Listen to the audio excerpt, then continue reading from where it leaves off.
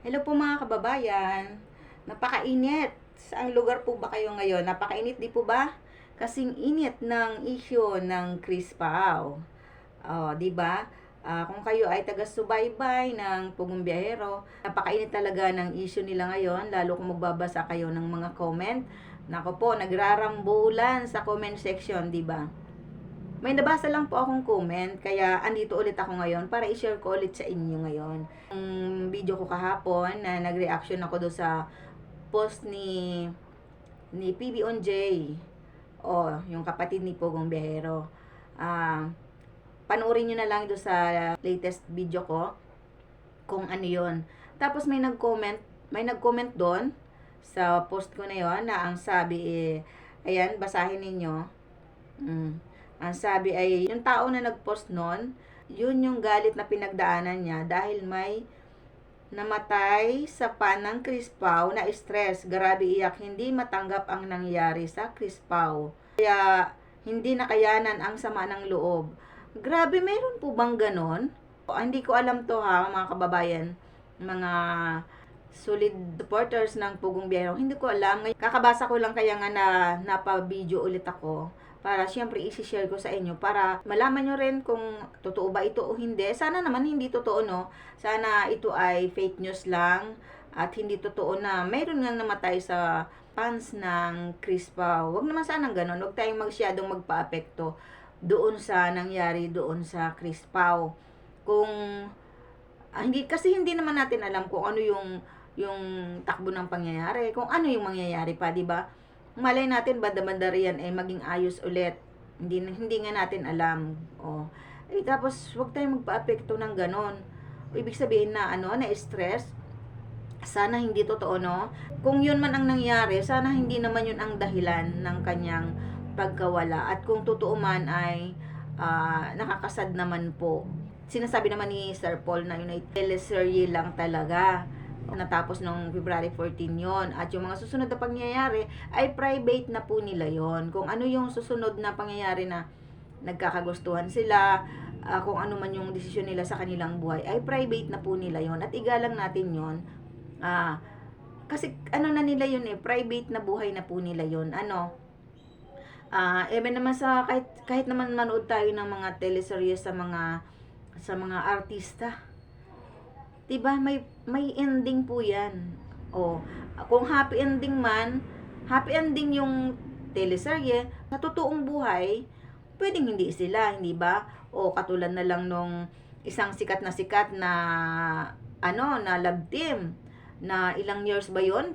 10 years ba 'yon na yung love team na 'yon, sikat na 'yon, tapos biglang nawala sila. O, 'di ba? Ganun talaga ang buhay. Hindi tayo pwedeng magpaapekto ng dahil lang sa ating ina-idolize na mga love team, artist naman yan, o sa social media napakarami na ng ganyan na mga love team. Pero meron talagang hindi nagkakatuluyan. Anyway, kung ano man ang balak nilang dalawa, kung totoo ba 'yon o hindi, igalang na lang po natin 'yon. Kung ano yung tunay na nangyayari sa kanila. At ako naman sa kanilang dalawa ay supportive pa rin naman ako sa kanila. Nagpo-post yung babae, nanonood ako at natutuwa nga ako doon sa batang yon. May nag-comment dito, wag na daw banggitin yung pangalan ng babae. So hindi natin babanggitin. Sabi niya, wag na raw banggitin yung pangalan nung babae. Pero alam nyo ba na sa pagbabanggit, umangat din yung channel niya kasi pag nabanggit ko yung halimbawa pangalan niya, siyempre maraming mapapa-stalk doon o yung mga let's say mga bago pa lang na nakakapanood ng kanilang tambalan na hindi nila alam yung dating pinagsimulan. O di mapapa-stalk, di ba? Pero sabi niya, wag na daw banggitin. Okay, susundin natin 'yon. Pero siguro naman si Pugong Biyahero or si Sir Paul, siguro naman di magagalit 'yon kung mababanggit siya. Lalo't wala naman tayong binabanggit na makakasakit sa kapwa, makakasakit sa kanilang pareho. Sa totoo lang, sa babae itong tuwa talaga ako doon at talagang napaka down to earth niya. At walang kaplastikan yung kanyang ugali, napakasimpleng dalaga, Napakaraming dalaga ngayon na ah, sabihin na natin na kahit mahirap ang buhay, ay hindi kayang gawin yung ginagawa nung babae na yon, yung dalaga na yon. 'Di ba? Um, may although mayroon pa ilan-ilan na tumatrabaho ng trabahong bukid, pero sa kanya, hangang-hanga talaga ako sa kanya. Sabi nung isang nag-comment, wag ko na daw banggitin ang pangalan noong babae. Sundin kita, idol. Hindi ko babanggitin ang pangalan niya. Wala naman akong masamang ano sa kanya, wala naman ako samang comment sa kanya, at ako nga ay natutuwa sa kanya. Ay di sundin na lang natin. Sa akin lang, doon sa nag-comment na yon na sabi may namatay na fans ng Chris Pao. Kung totoo, nakakalungkot. Pero sana hindi. Sana hindi totoo, no? At kung meron man, halimbawa nawala, ay sana naman ay hindi yun ang dahilan. So, wag tayong magpa-apekto doon sa ganon. Kasi kahit naman manood tayo ng mga teleserye sa TV, mga artistang sikat, may mga love team diyan, sobrang sikat na sikat. Pero teleserye yun eh, 'di ba? May nagsasabi na bakit hindi sunduin? Naglalaban ng iba. Sabi bakit hindi mo sunduin? Si Sir Paul lang may desisyon noon at hindi natin alam kung bakit ganon yung kanyang desisyon na hindi niya sunduin. May sabi naman niya lagi sa sa kanyang live, sa kanyang mga post na may pinag-usapan sila. O tiga lang natin yung kung anong pinag-usapan nila, 'di ba?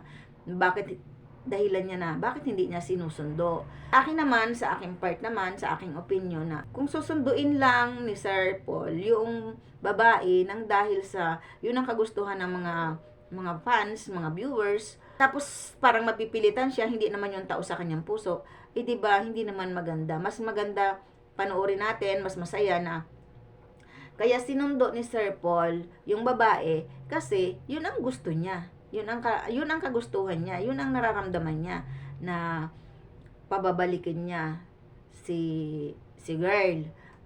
At kung sakali na maging okay ulit ang lahat, 'di ba? Masaya tayo doon. Kasi kung anong ikakasayaan ng ating hinahangaan, ng ating sinusuportahan, dapat masaya din tayo. Ngayon, kung hindi naman mangyari yon, igalang na lang natin kasi kaya nangyayari ang mga bagay-bagay ay mayroong dahilan. Lagi nating tandaan yon na kaya nangyari ang isang bagay ay may dahilan si Lord doon. Hindi ibibigay ni Lord yung isang pangyayari kung hindi yun nararapat sa bawat isa. So, sa mga supporter ng Bugong Biyahero at saka ng Chris Pao, sa mga supporter ng Chris Pao, abangan na lang natin kung ano yung mga susunod pang mangyayari. At kung sakali ay wag na natin masyadong ano yung galit natin sa ating dibdib na sila ay nananahimik ngayon. Mayroong isang nag-comment na sabi kasalanan din daw ni Sir Paul kung bakit siya nababash ngayon. Hindi naman siguro intention ni Sir Paul na may masaktang tao, which is yung mga fans nga na nasasaktan dahil nawala yung nag-end na yung teleserye. Hindi naman siguro intention ni Sir Paul. Ang intention lang ni Sir Paul ay matulungan yung babae. At siguro naman ay natulungan naman talaga niya yung babae, 'di ba? At lagi naman nagpapasalamat. Napaka-grateful naman ng babae dahil nagpapasalamat siya lagi sa kanyang mga post. Pinasasalamatan niya si Sir Paul at saka yung PB team ng mga tumulong sa kanya. At palagay ko naman may utang na loob din naman siya na hindi naman siya yung sabihing nagmamalaki o kasi sa live niya nagpapasalamat talaga siya na siya ay natulungan. Natin masyadong palalain yung mga pangyayari para wala nang mangyayaring katulad niya doon sa nag-comment na may namatay na fan. Sana hindi totoo yun, no? Kasi nakakalungkot. Tapos sabi nung isang comment ay tinulungan nga niya, bigla din namang iniwan, magaling na director talaga para hindi halata ba. Ay nako, Bibi Loves, laban lang, sabi. Hindi natin maaalis yung mga yung mga opinion ng ibang tao na siyempre, lalo kung kababayan nyo yung girl, tapos kung kamag-anak or kakilala personal, ay hindi natin maaalis yun sa kanila na magalit o magkaroon ng hinanakit doon sa kay Pugong Biyahero. Kasi, syempre, opinion nila yun eh. Bigyan natin sila ng karapatan nila yun. Bawat isa sa atin ay may karapatang mag-opinion. O, opinion nila yun eh. Para sa akin naman, kung ganun man ang nangyari na parang halimbawa, naiwan sa ere si girl. Kung ganun man talaga ang nangyari na naiwan sa ere, hindi naman naapi kasi 'di ba natulungan. Kung nasusubaybayan ninyo yung sa umpisa at umpisa pa lang, natulungan niya yung magulang, natulungan niya yung lola, at tapos natulungan pa niya yung kapatid kasi yung dalawang kapatid nung babae ay scholar yun. Scholar ng Pugong Biyahero. Kung talagang kayo ay solid supporters ng Pugong Biyahero, malalaman nyo yon na hindi naman talaga inapi ni Sir Paul yung babae kasi tinutulungan nga niya. Doon naman sa kanilang love team, ay kung talagang ano man yung kanilang mangyari sa susunod, personal na nila yun. Siguro naman ay masaya na tayo doon sa teleserye kasi happy ending naman, 'di ba?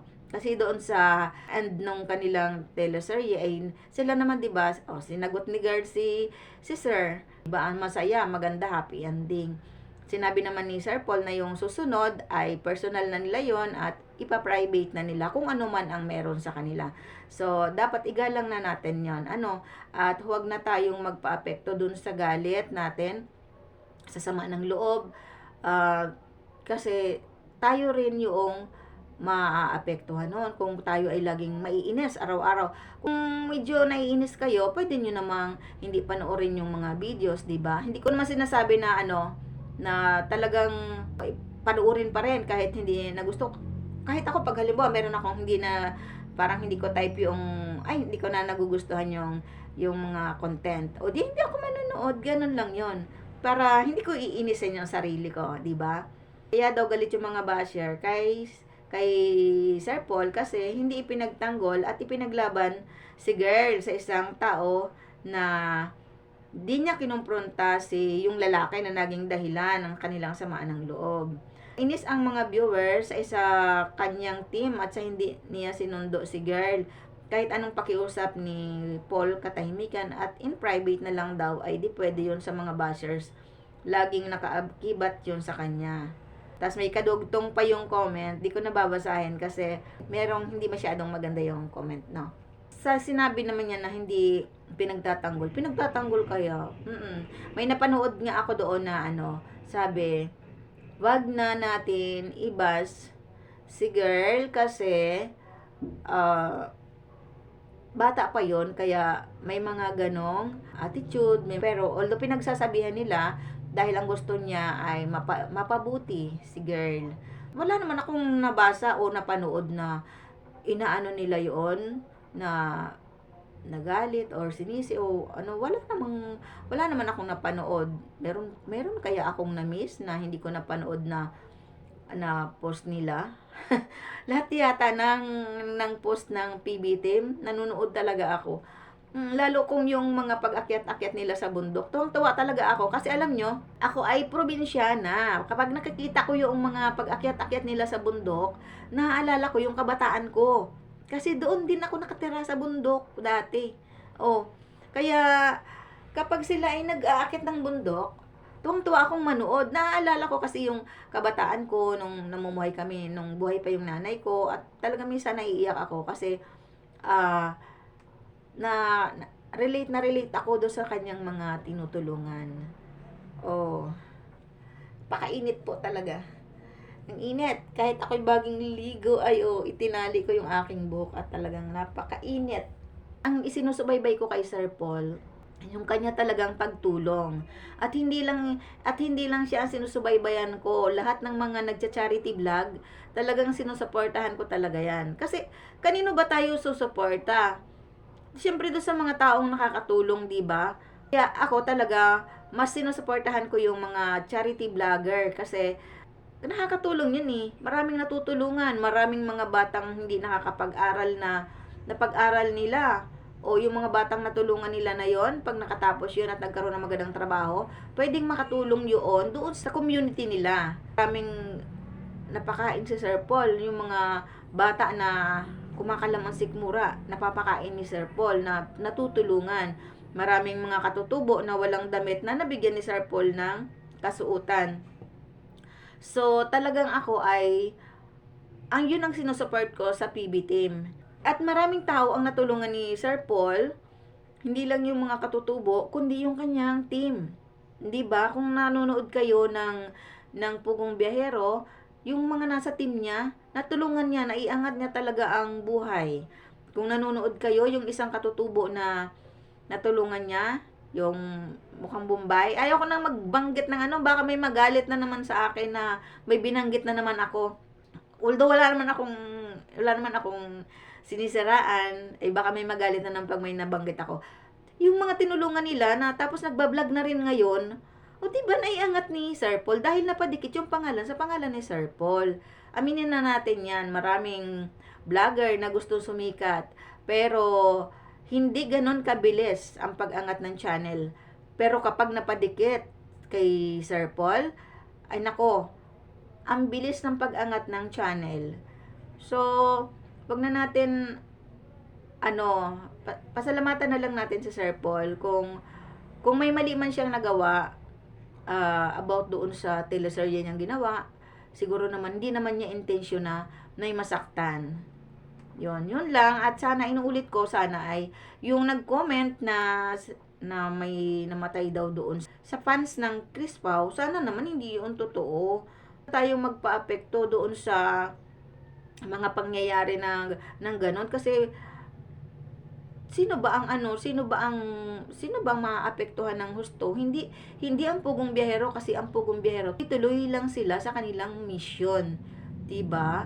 Tapos yung girl naman, okay naman, masaya naman siya, 'di ba? Nagba-vlog siya araw-araw kasama yung kapatid niya, kasama yung mga friend niya. Andun siya sa kanyang family na nakuha na niya yung kanyang lupa, matutulungan na niya yung kanyang pamilya. So, 'di ba, okay naman sila. Kaya sana yung sa mga fans ng Chris Pao ay maging masaya na lang tayo at igalang natin ang pasya nila. Kung ano man yung gusto nilang mangyari, kung ano man yung susunod na mangyayari, private life na po nila yon. At suportahan na lang natin yung mga pagtulong ni Sir Paul. Okay pa, thank you for watching. Nuto bashing na lang tayo ha, wala na sa love na lang tayong lahat, wala na sa mga basher.